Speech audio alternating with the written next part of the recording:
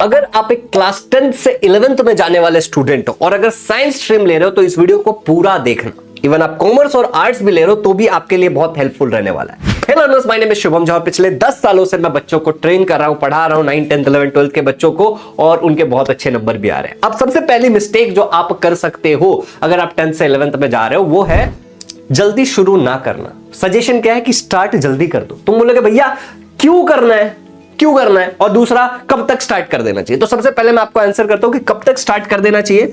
आपको आइडियली मई के महीने तक अपना प्रिपरेशन स्टार्ट कर देना चाहिए। अगर आप साइंस लेने वाले हो तो बिल्कुल कर देना चाहिए। क्यों करना चाहिए इसके पीछे की मैं आपको सारी कहानी बताता हूं, एक सिंपल सा पिछले साल का एग्जांपल लेके। अब पिछले साल मान लो कि बच्चों का रिजल्ट आया था शायद जून के महीने में, मई या जून के महीने में बच्चों का रिजल्ट आ गया था। ओके, एडमिशन प्रोसेस, डॉक्यूमेंटेशन, दुनियादारी करते करते जुलाई का महीना, अगस्त का महीना चला गया बच्चों का, क्योंकि कैप राउंड्स होते हैं, अलग अलग तरीके से एडमिशन होता है, तो ये 2 महीना एडमिशन के चक्कर में चला गया।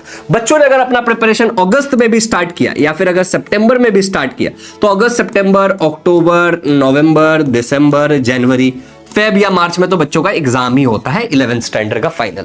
तो आप देखो बच्चों को कितना महीना मिला। अगर यहां से भी काउंट करेंगे 1 2 3 4 5 6 महीने मिले, तो क्या हमें पूरा 1 साल मिल रहा है? नहीं मिल रहा है। ये कॉलेज के तरफ से। तो अगर आप कॉलेज पे डिपेंडेंट हो कि जब मेरा मार्कशीट आएगा, जैसे हमारी नॉर्मल आदत होती है ना कि 8th स्टैंडर्ड खत्म हुआ, आप 9th का प्रिपरेशन स्टार्ट करेंगे, रिजल्ट आ जाएगा, ओपन हाउस डे होगा उसके बाद, तो उसी तरीके से अगर आप 11th के लिए सोचते हो और साइंस लेके सोचते हो तो आपका नहीं हो पाएगा। क्लियर शब्दों में बता रहा हूं, आपको मैनेज करना बहुत मुश्किल हो जाएगा चीजों को, क्योंकि आपको यहां पे अपने बोर्ड्स के लिए भी प्रिपरेशन करना है, ठीक है ना, 12th के लिए, क्योंकि वो ज्यादा इंपॉर्टेंट है तो आपको 1 साल चाहिए होगा ऑलमोस्ट, और साथ ही साथ आपको कॉम्पिटिटिव एग्जाम्स के लिए भी प्रिपेयर करना ही करना है। अगर आप साइंस लो, कॉमर्स लो, आर्ट्स लो, कुछ भी लो, करना ही करना है, तो आपके पास ऑप्शन नहीं रह जाता। तो जल्दी शुरू करो। कब तक कर देना चाहिए? आइडियली मई तक कर देना चाहिए। और हमारा जो उड़ान बैच है, ठीक है ना, मैं आपको एक चीज बताता हूं, उसके बारे में मैं बाद में बात करूंगा। उड़ान 4.0 बैच है, ठीक है ना, क्योंकि बैचेस भरते हैं जल्दी, तो ये 4.0 बैच है। इसके अंदर चाहे आप PCB ले रहे हो, चाहे आप PCM ले रहे हो, चाहे आप PCMB भी लोगे तो भी आपसे कुछ एक्स्ट्रा चार्ज नहीं लेंगे हम, ठीक है ना। आप अगर ये कुछ भी ले रहे हो तो आपका बोर्ड प्लस जो महाराष्ट्र का MHT CET का एग्जाम होता है, इसका प्रिपरेशन हम आपका करा देंगे, ठीक है ना। तो आपको 11th के लिए आप उड़ान 4.0 ज्वाइन कर सकते हो, जिसके बारे में एंड में मैं सब कुछ बताऊंगा। अभी हम थोड़ा सा आगे बढ़ते हैं। चलिए, अब आपको कुछ चीजें समझनी है। बोलोगे भैया क्या समझनी है? क्लास 10th और क्लास 11th सेम नहीं होता। एक काम करता हूं, मैं यहां पे एक चीज और लिख देता हूं, क्लास 12। ओके, अगर मुझसे तुम पूछोगे मेरे अनुभव से, तो मैं आपको हमेशा एक ही चीज बोलूंगा कि class 12 is very easy. Okay, class 10th is very easy, वो भी बहुत आसान है, but class 11th is difficult, ठीक है ना। ये मेरे लिए पर्सनली भी डिफिकल्ट था, ये आपके लिए भी डिफिकल्ट होगा, ज्यादातर बच्चों के लिए डिफिकल्ट होता है। क्यों डिफिकल्ट होता है भैया? समझो। सबसे पहले एक हो जाता है हमारा वास्ट सिलेबस। अचानक से सिलेबस इतना ज्यादा वास्ट हो जाता है जिसका पूछो ही मत। बहुत वास्ट हो जाएगा आपका सिलेबस, ठीक है ना। सिलेबस के साथ साथ आपको अलग अलग एग्जाम, चाहे आप MHT CET के लिए प्रिपेयर कर रहे हो, JEE के लिए, NDA के लिए, नीट के लिए, कोई भी एग्जाम के लिए आप प्रिपेयर कर रहे हो, उसके PYQs आपको सॉल्व करने हैं, उसके कंसेप्ट आपको लगाने हैं, तो वो सब एग्जाम का भी प्रेशर है। साथ ही साथ यहां पे क्या होता है कि आप थोड़े से ना स्पेसिफिक पढ़ाई करने लगते हो स्ट्रीम सिलेक्शन करने के बाद। जैसे अगर आपने साइंस स्ट्रीम ले लिया तो अब साइंस स्ट्रीम के अंदर आप डिटेल में जाओगे। अब आपको ऊपर ऊपर से चीजें नहीं पढ़ाई जाएंगी, अब आपको डिटेल में पढ़ाया जाएगा, और साथ ही साथ आपको करने के लिए हर जगह न्यूमेरिकल्स मिलेंगे ही मिलेंगे। मतलब जो चीजें न्यूमेरिकल्स या फिर आप जो मान लो जो रिएक्शंस थे, मैकेनिज्म्स थे, जो आप 10th में अवॉइड कर देते थे बहुत इजीली, यहां पे तुम अवॉइड नहीं कर पाओगे। तो इस बात को समझो कि अगर तुम साइंस ले रहे हो तो तुमको 11th जल्दी शुरू करना है, और कोई बात नहीं, प्रॉब्लम्स आएंगे बट तुम उसको सॉल्व कर लोगे। तो ये बात एक हो गई अंडरस्टैंड करने के लिए कि 11th मुश्किल है, बट 10th का माइंडसेट लेके 11th में जाओगे तो बहुत मुश्किल लगेगा। लेकिन अगर ये समझ जाओगे कि हाँ 11th मुश्किल है, मुझे करना है, तो चीजें आसान हो जाएंगी। कैसे? मैं आपको बताता हूं। देखो, एक सिंपल सी चीज है जो मैं हमेशा अपने बैच के बच्चों को बताता हूं। मेरे कई सारे बच्चे इसको फॉलो करते हैं। मेरे कई सारे बच्चे ऐसे हैं जिन्होंने नीट के एग्जाम को क्रैक किया, बहुत अच्छे जगह है, JEE के एग्जाम को क्रैक किया IITs में, कई सारे ऐसे बच्चे जिन्होंने MHT CET के एग्जाम्स को क्रैक किया, अच्छे अच्छे कॉलेजेस में गए हैं। हमारा बैच MHT CET और बोर्ड का ही होता है, बट हमारे गाइडेंस के थ्रू बच्चों ने ये भी किया है, हमारे ही बच्चों ने। तो मैं आपको जो बता रहा हूं, देखो कैसे होता है। मैं हमेशा बच्चों को कहता हूं कि जो बच्चा क्लास 11th में जा रहा है, मैंने अभी आपको भी बोला, उनको आइडियली मई के महीने तक अपनी स्टडी को स्टार्ट कर देना चाहिए। ये एक बात मैंने बोली। अब मैं उनको हमेशा कहता हूं कि तुम डेली का एक टारगेट बनाओ कि तुमको डेली कितना करना है, 10 क्वेश्चंस को सॉल्व करना है कोई भी कॉम्पिटेटिव एग्जाम्स के लिए जो भी तुम देने वाले हो। मैं यहाँ पे एमएचटी सीईटी का एग्जांपल ले लेता हूं। अब पहले दिन ऐसा होगा कि बच्चा जब 10 क्वेश्चन ट्राई करता है पढ़ाई लिखाई सब करने के बाद, तो 10 में से शायद उसका एक सही होगा और 9 गलत हो जाएंगे। बच्चा हताश होगा, गिव अप करना चाहेगा। ये बात तुम्हें समझनी है। ये कौन से सेगमेंट में बता रहा हूं? अंडरस्टैंडिंग वाले सेगमेंट में मैं तुम्हें बता रहा हूं, तो तुम्हें समझनी है इस चीज को। अब दूसरे दिन जब बच्चा करेगा तो मान लो शायद 10 के 10 तुम्हारे गलत हो गए, तीसरे दिन भी मैं कहता हूं तुम्हारे 10 के 10 गलत हो गए, चौथे दिन भी 10 के 10 गलत हो गए, और यहीं पे बच्चा गिव अप कर देता है। तो 11th मुश्किल लगने लगता है बच्चों को।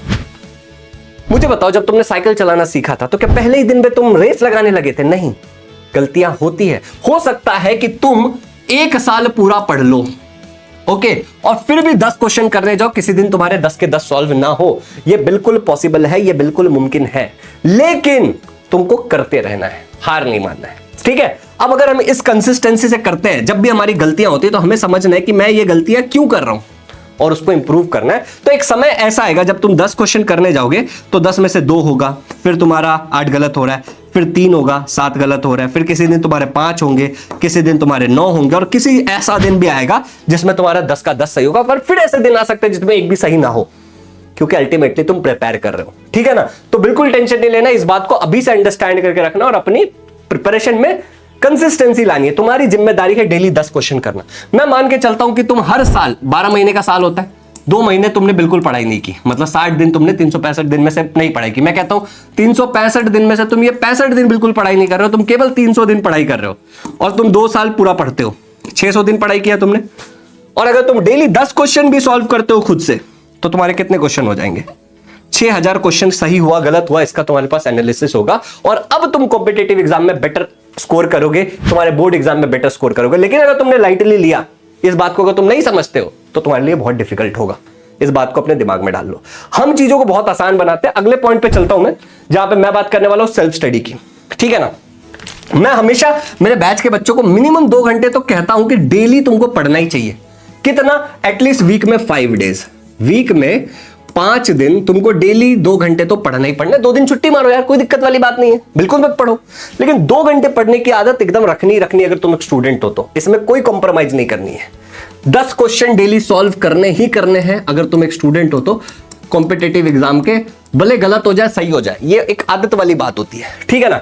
तुमको रिवीजन करना ही करना है, क्योंकि कॉम्पिटिटिव एग्जाम में सब कुछ आने वाला है, साथ ही साथ तुमको बोर्ड एग्जाम में लिखना, तुम्हें कॉन्सेप्ट याद रहना चाहिए, तो तुमको रिवीजन करना ही करना है। इस बात को याद रखो। 2 घंटे की self study minimum, fixed minimum. ऐसा नहीं कि मैं 10 घंटे पढ़ूंगा, एक मिनिमम कर लो कि मिनिमम 2 घंटे तो डेली पढ़ूंगा, उसमें तो कोई कॉम्प्रोमाइज ही नहीं करना है, समझ रहे हो। और कोई भी चीज जो प्लान्ड नहीं है वो मैं अवॉइड करूंगा। अगर कोई भी चीज है तो मैं उसको प्लान करके ही करूंगा। ये बात की भी हमें एक आदत डालनी पड़ेगी। तो ये ओवरऑल एक बात है। अब देखो, हम हमारे जो बैच के बच्चे होते हैं उड़ान 4.0 में, यही बच्चों को प्रिपेयर कराते हैं, अच्छे से कराते हैं। क्या होता है नहीं होता मैं तुम्हें सब बताता हूं, बैच के बारे में थोड़ी सी जानकारी देता हूं, फिर आगे बढ़ेंगे। तो चाहे आप एक पीसीएम वाले स्टूडेंट हो या पीसीबी वाले स्टूडेंट हो, आपके लिए बैच है। मान लो आप कंफ्यूज हो कि मैथ्स लो कि बायोलॉजी लो, आपको हम पीसीएम भी दे देंगे, कोई एक्स्ट्रा चार्ज नहीं करेंगे। सबसे खास बात, हमारे बैच में लिमिटेड स्टूडेंट होते हैं, बच्चों को एक पर्सनल गाइडेंस मिलता है हमारे बैच के अंदर, और हम एमएचटी सीईटी भी पढ़ाते हैं। तो देखो, इस तरीके से जूम सेशंस वगैरह होते हैं गाइडेंस के लिए, डाउट क्लियरिंग के लिए। तो लिमिटेड बच्चे होते हैं, सबसे अच्छी बात। बाकी बहुत सारी जगह बैच मिल जाएगा आपको, लिमिटेड बच्चे वाला कहीं नहीं मिलेगा। चलो, तो ये एक चीज हो गई, टीचर्स गाइड करते हैं बच्चों को। अब क्या है हमारे बैच की सबसे खास बात, तो यहाँ पे देखो एक चीज को समझो। मैंने क्या बोला कि 11th में वास्ट सिलेबस है। यहाँ पे साइंस का एग्जांपल लेके चलता हूँ, क्योंकि ये साइंस का बैच है। ये साइंस की टेक्स्ट बुक थी क्लास 10th में, कितने पेजेस थे भैया? 284 पेजेस। अगर मैं केवल पीसीबी की बात करूं, चाहे पीसीएम में डाल लो आप कैलकुलेट करने के लिए, अगर पीसीएम भी है तो मान लो यहाँ पे 780 पेजेस होते हैं। अब जिनका मैथ्स है वो मैथ्स डाल लो यहाँ पे और काउंट कर लो कितने पेजेस है। जिनका मैथ्स और बायो दोनों है तो चारों डाल लो और फिर काउंट कर लो कितने पेजेस है, 1000 के ऊपर चले जाएंगे। तो इतना सब कुछ अब पढ़ने के लिए सिलेबस बहुत वास्ट है, तो जल्दी शुरू करना बहुत अनिवार्य है, ये बात याद रखो। चलो आगे बढ़ते हैं। अब हमारे बैच में हम क्या देते हैं सबसे खास, हमारे बैच के अंदर लाइव इंटरैक्टिव क्लासेस होता है। मैं आगे बताऊंगा कैसे, जिसके अंदर तुम टीचर से बात करके अपने डाउट को क्लियर कर सकते हो। कि इंटरैक्टिव क्लासेस होता है लिमिटेड स्टूडेंट का, पर्सनल मेंटोरशिप होता है। अगर तुम कभी कहीं अटक जाते हो तो तुम टीचर से कॉल करके बात कर सकते हो, अपने डाउट्स को क्लियर कर सकते हो, ठीक है ना। बाकी स्ट्रेटेजी, कैसे कॉम्पिटिटिव एग्जाम और बोर्ड को बैलेंस करे, बहुत सारे सवाल तुम्हारे मन में आते हैं, सबका सॉल्यूशन है यहाँ पे, खजाना मिलता है तुम्हें। मतलब पास्ट जो हमारे बैचेस थे, उड़ान 3.0, उड़ान 2.0, 1.0, उन सबकी भी रिकॉर्डिंग मिलती है। तो लेट्स से कि मैं यूनिट्स एंड मेजरमेंट पढ़ा रहा हूं, लेकिन तुम्हारे कॉलेज में ऑप्टिक्स पढ़ाया जा रहा है, तो तुम ऑप्टिक्स पढ़ सकते हो। कोई दिक्कत वाली बात नहीं, खजाना का इस्तेमाल करके। इसमें बहुत सारा टेस्ट मिल जाता है आपको। टेस्ट से बात करूं तो टेस्ट सीरीज होती है, ऑब्जेक्टिव सब्जेक्टिव दोनों होता है, बात करूंगा इसके बारे में।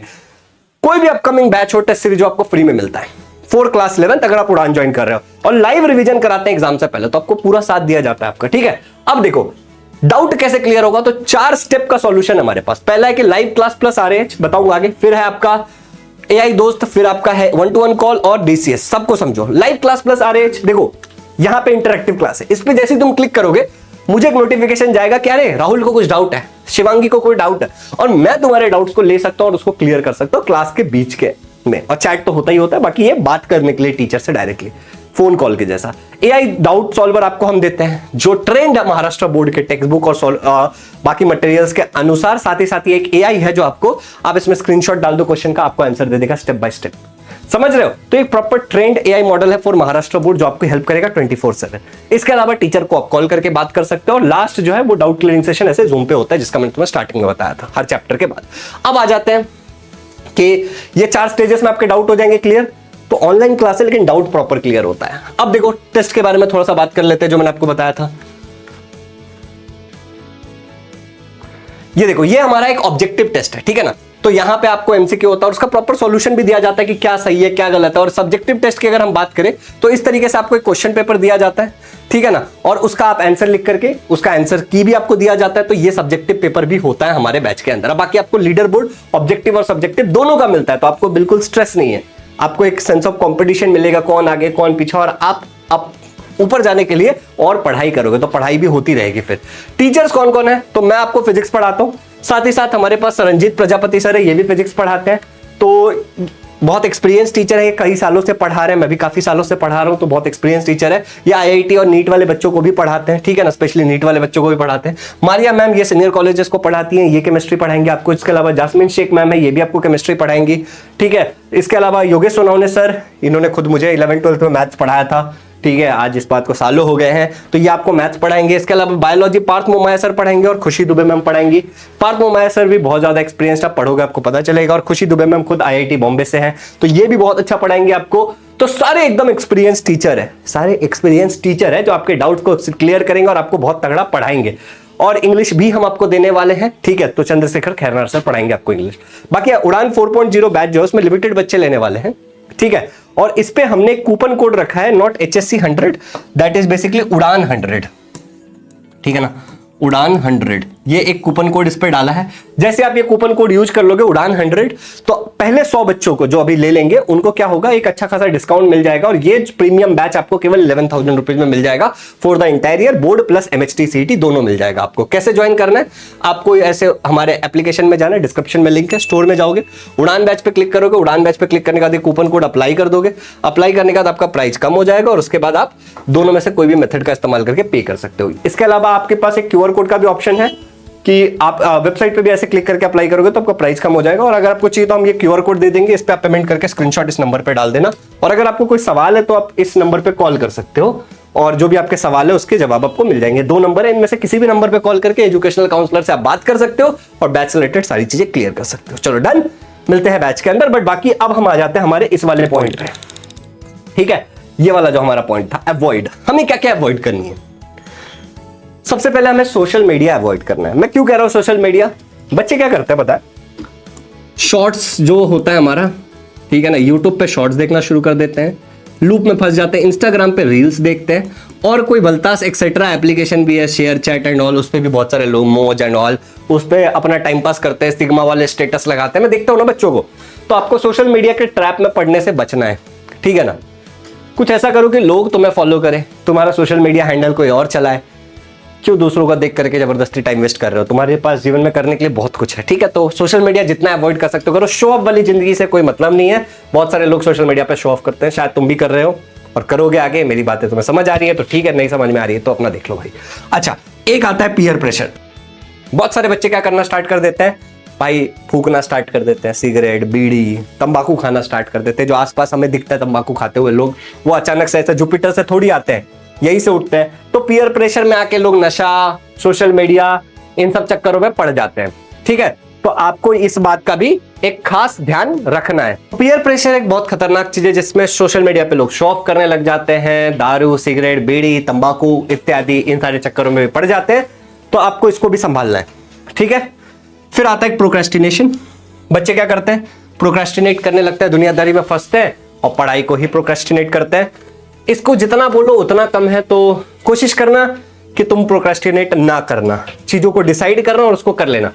अब जो चीज तुम डिसाइड करके नहीं कर पा रहे हो, कोई और तो नहीं करेगा, और अगर कोई और करने लगेगा तो सफलता उसकी है, तुम्हारी तो है नहीं। तो ये बात भी हमें एक याद रखना है। सो ओवरऑल मुद्दा क्या है कि हमें क्या क्या चीजों का ध्यान रखना है। सबसे पहले हमें जल्दी शुरू करनी है, हमें कुछ चीजों को समझना है कि क्लास 10th इजी था, क्लास 12th भी इजी होगा, लेकिन क्लास 11 डिफिकल्ट है। उसको आसान बनाने के लिए हमें कुछ पैटर्न्स को फॉलो करना होगा। हमें सेल्फ स्टडी फिक्स्ड मिनिमम रखना पड़ेगा कि इतना तो मैं कम से कम पढ़ता हूं। रिवीजन टाइम टू टाइम करना पड़ेगा, कम से कम डेली 10 क्वेश्चन प्रैक्टिस करने पड़ेंगे। सोशल मीडिया को जितना ज्यादा अवॉइड करेंगे उतना ज्यादा जीवन में अच्छा रहेगा। पीयर प्रेशर के चक्कर में डिसीजंस नहीं लेंगे, और साथ ही साथ प्रोक्रेस्टिनेशन को भी अवॉइड करना है, चीजों को टालना नहीं है। ये रहेगा आपका क्लास 11th का स्ट्रेटेजी। और बाकी अगर आप हमारा बैच ज्वाइन करना चाहते हो, उस रिलेटेड कोई भी सवाल है तो डिस्क्रिप्शन में हमारे एजुकेशनल काउंसलर का नंबर रहेगा, कॉल करके आप बात कर सकते हो, और साथ ही साथ एप्लीकेशन या वेबसाइट से डायरेक्ट ज्वाइन भी कर सकते हो। Thank you so much, happy learning.